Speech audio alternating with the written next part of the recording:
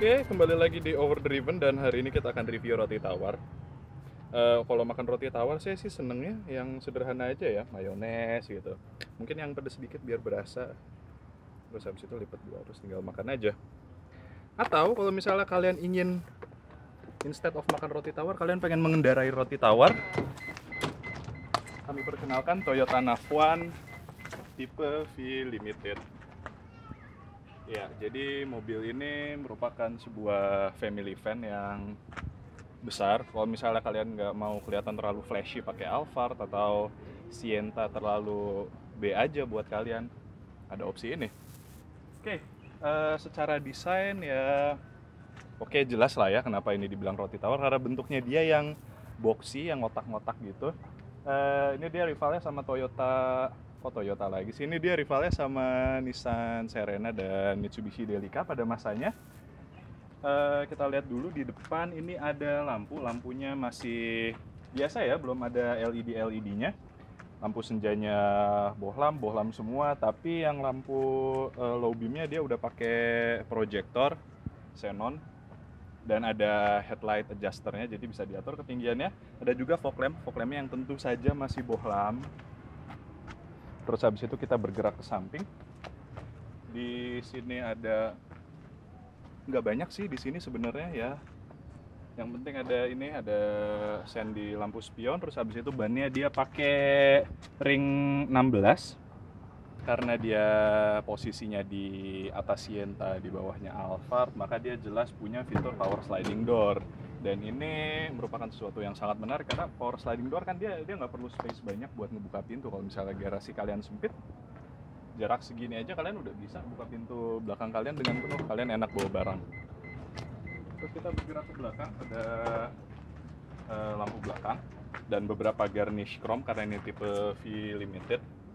Terus ini ada garnish juga. Cuma yang menarik di sini ini lampu senja, dan lampu senjanya nyala beneran, jadi ini bukan reflektor doang. Terus buat lampu belakang ini yang bawahnya udah LED ya. Cuma yang lainnya masih bohlam semua. Sama ini juga LED jelas. Dan ada emblem Valvematic, kebanggaannya Toyota, nggak di Nafwan, nggak di Foxy, yang dipajang Valvematic. Oke, mungkin kita coba lihat-lihat ke dalam kali ya. Yuk.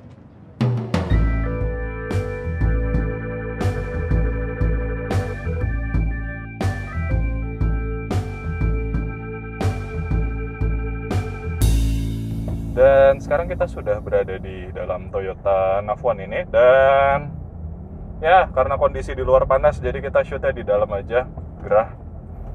Dan seperti yang bisa dilihat, interiornya warnanya hitam dengan wood panel yang warna coklat gelap ini. Kalau misalnya kalian ambil yang tipe V atau yang tipe G, itu dapat warnanya beige. Sama-sama bagus, selera aja. Di sini dari atas dulu kali ya, kita punya sun visor. Sun visornya ini punya kaca yang gede banget, dan ada di kedua sisi, di pengemudi maupun di penumpang depan, dan dua-duanya ada kacanya. Jadi kalau kalian mau ngaca enak, nggak masalah, itu besar. Terus habis itu ada kaca spion yang day and night, dia belum yang electro dimming. Terus di sini ada yang mungkin kelihatannya seperti cup holder. V Limited juga. Di sini ada kaca cembung untuk kalian melihat kondisi ke belakang. Jadi kalian bisa tahu penumpang belakang kalian lagi ngapain tanpa kalian perlu nengok ke belakang. Canggih. Di sini ada lampu baca biasa, dan di sini ada spotlight yang bakal nerangin center console kalau sudah malam, kalau lampunya dinyalain tentunya. Kemudian ada instrumen cluster. Di sini kita masih pakai yang Optitron. Menurut saya pribadi ini desainnya cukup menarik karena kelihatan futuristik gitu loh. Jadi wah, angkanya melayang, jarumnya warna merah, sporty. Kemudian di sebelah sini ada MID dan trip meter. Trip meternya cuma ya trip A, trip B standar, sama buat ngatur brightness. Kemudian buat MID-nya kita punya beberapa settingan ya. Ada range, average fuel consumption, current fuel consumption, outside temperature, itu doang. Di belakang setir kita punya switch lampu, dan tuas lampu, ada tuas lampu sama tuas wiper. Wipernya ini intermittennya sudah bisa diatur, cuma sayangnya di sini nggak ada yang auto. Lampunya belum auto, wipernya nggak auto. Oh ya, ini juga nggak punya cruise control, jadi ya ini salah satu kelemahannya dibanding rivalnya kayak Toyota. Tuh kan Toyota lagi. Ya ini nggak punya cruise control juga, jadi ini salah satu kelemahannya dibanding Nissan Serena maupun Mitsubishi Delica yang dua-duanya punya. Kemudian ini setirnya udah tilt dan teleskopik, jadi kalian bisa atur sesuai posisi duduk kalian senyamannya. Kemudian di sebelah kanan ada start stop engine button, ada switch untuk power door, dan ada headlight adjuster. Ya, ini headlightnya bisa di adjust ketinggiannya. Kemudian bergerak di sebelah kiri ada pencet untuk corner sensor. Kemudian ada juga switch untuk membuka dan menutup pintu. Sekarang kita lihat head unitnya. Head unitnya ini yang udah model canggih. Nggak canggih juga sih ya. Cuma paling canggih ini Bluetooth, tapi dapat petanya lumayan, dapat Garmin. Kemudian kalau kalian kira ini deckless, enggak, ini nggak deckless. Kalian bisa buka ini buat nge-refill tempat CD-nya.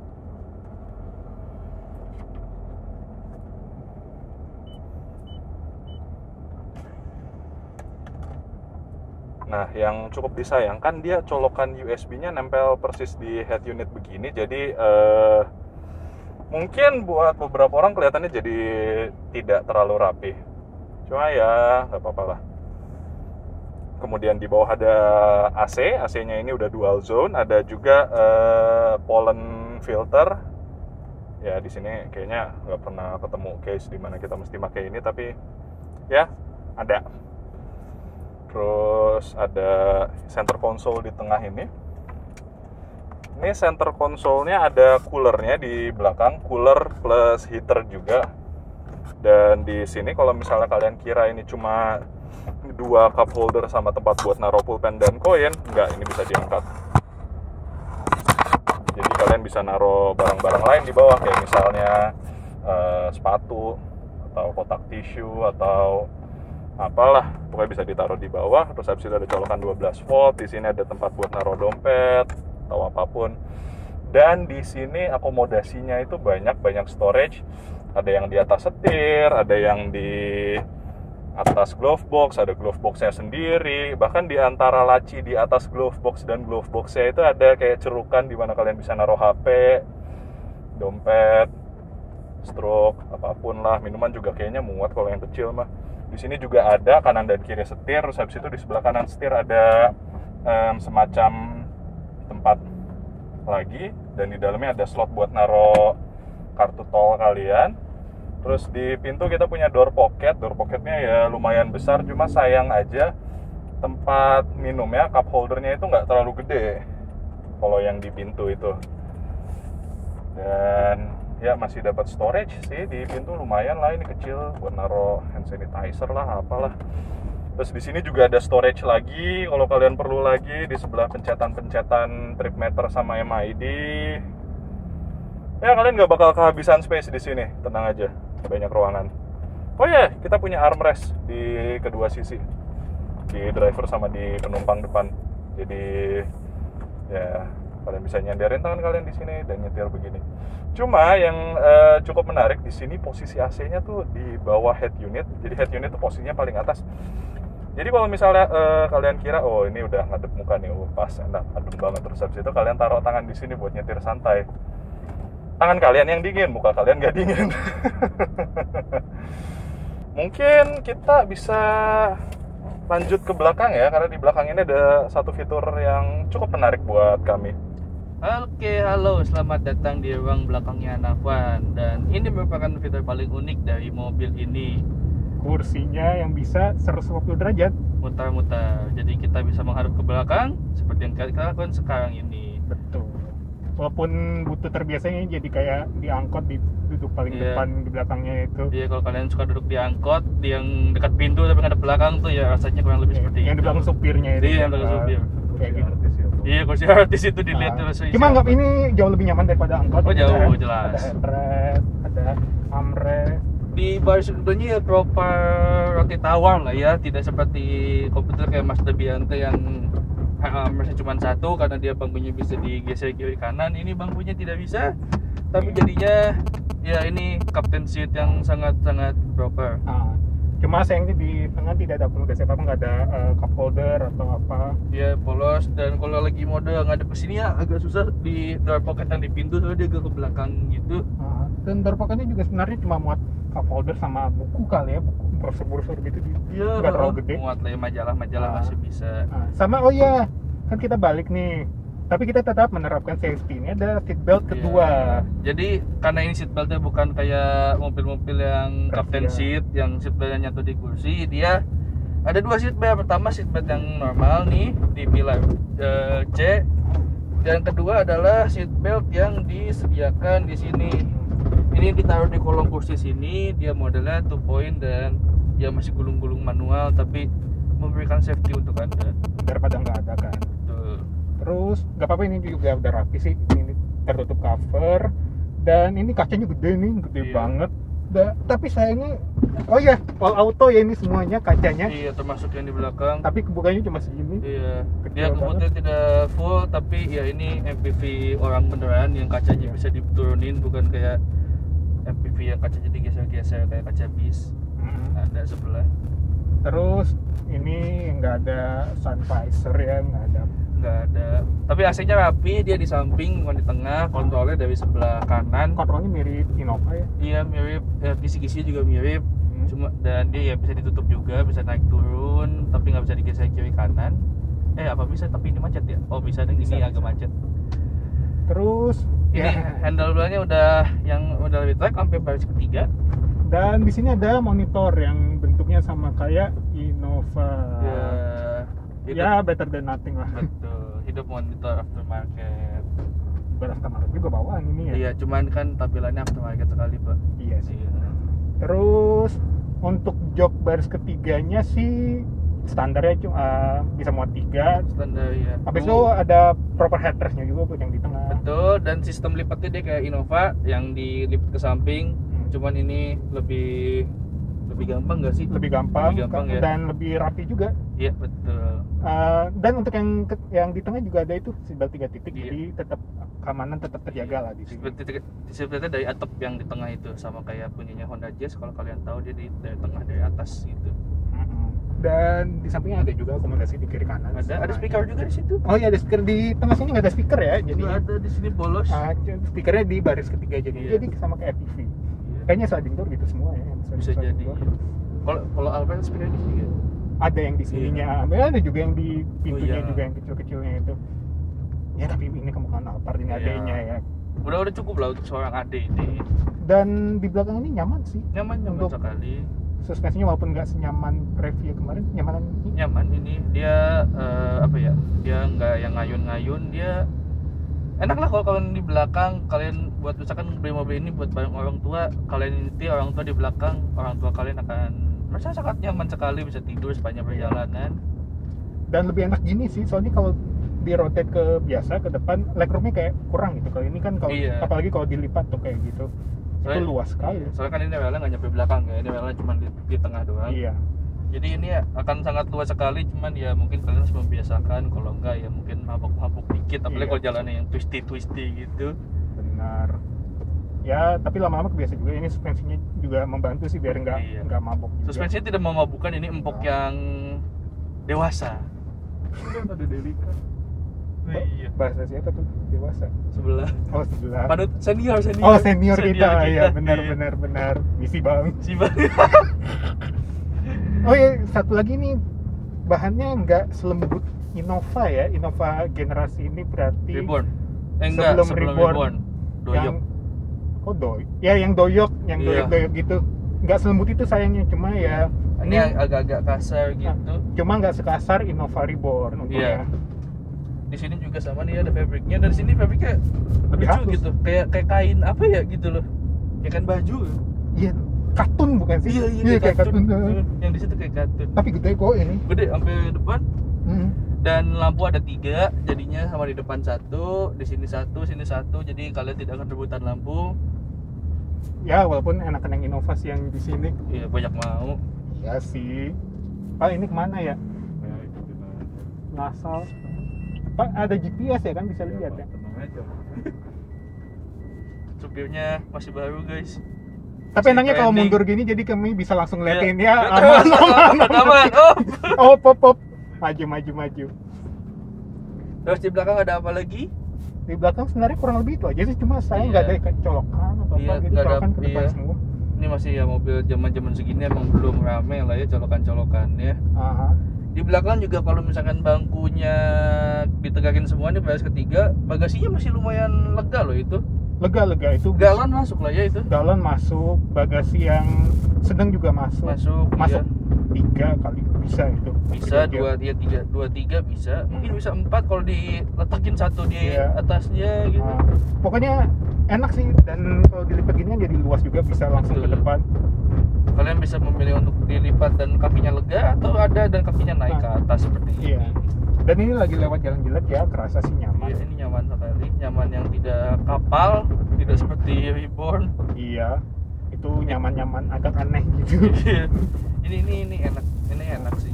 Cuma tadi kami notice agak suaranya agak masuk sih, buat untuk kelas ini bisa dianggap agak masuk lah gitu.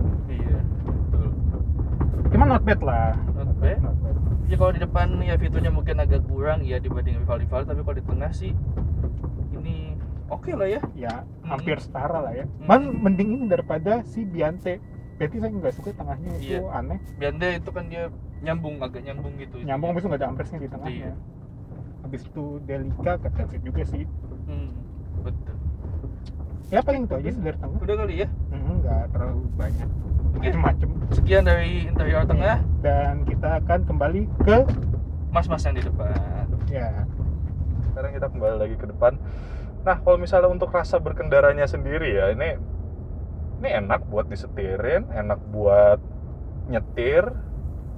Oke lah pokoknya. Ini setirnya ringan, cuma bukan ringan yang terlalu ringan gitu, masih dapat feel-nya. Tapi nggak seberat Innova. Udah berapa kali kita nyebut Innova hari ini, harusnya kita di-endorse sama Toyota. Kemudian kita punya pilar A dengan kaca yang sangat besar, jadi ini enak sekali untuk visibilitasnya. Kaca depan besar, kaca samping besar, ngeliat ke belakang enak. Kalian mantau penumpang belakang juga bisa. Oh lihat tuh mas-masnya lagi ngobrol di belakang, asik banget. Terus oke, visibilitas oke. Ini kacanya kan udah day and night juga, jadi kalau malam kalian bisa atur biar nggak terlalu silau. Kemudian untuk performanya sendiri ya, ini mobil segede gini ya, kita coba.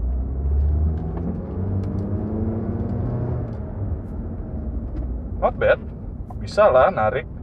Buat transmisinya ini pakai CVT ya. Kalau misalnya kalian mau yang lebih sporty atau kalian mau nanjak bukit, kalian bisa oper ke mode manual 7 speed. Cuma kalau misalnya untuk berkendara biasa cukup di D aja, karena ya itu udah oke lah, nyaman karena dia CVT, jadi tarikannya mulus. Dan secara bensin juga lumayan irit. Tadi saya coba di tol konstan di 80, dapat lah itu sekitar 15-an. Dan dalam kota ya sekitar 10 kurang lebih. Masih acceptable, cuma kalau kalian sering lewat tempat macet gitu ya, jangan expect mepet-mepet segitu lah. Atau mungkin kalian jalanan kompleksnya yang perlu low speed banget, ya itu bisa pengaruh ke fuel consumption total rata-ratanya. Oke sih, ini enak, udah siap buat jalan jauh. Gimana Bandung? Woi. Sip. Oke. Sebelum kita lanjut jalan, mungkin sepertinya kita closing dulu biar enak ya. Oke. Saya serahkan kembali ke orang yang sama di luar.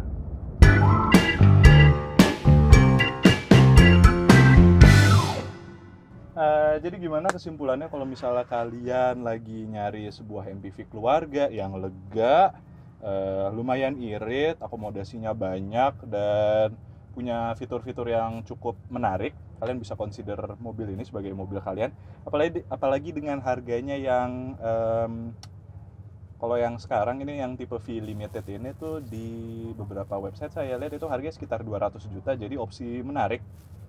I mean daripada ambil Sienta baru, mungkin mau consider ini lebih besar. Apalagi ya? Ya kalau misalnya servis mah ya nggak usah ribet lah ya, ini Toyota di mana aja juga bisa. Irit juga iya, lega iya, udahlah pokoknya oke lah kalau kalian mau pakai mobil ini buat mobil keluarga. Makasih udah nonton episode ini, sampai ketemu di episode berikutnya. Jangan lupa subscribe dan like, dan kalau misalnya kalian gak suka boleh dislike, tapi kasih tahu kami kenapa dislike biar kita bisa improve di video-video berikutnya.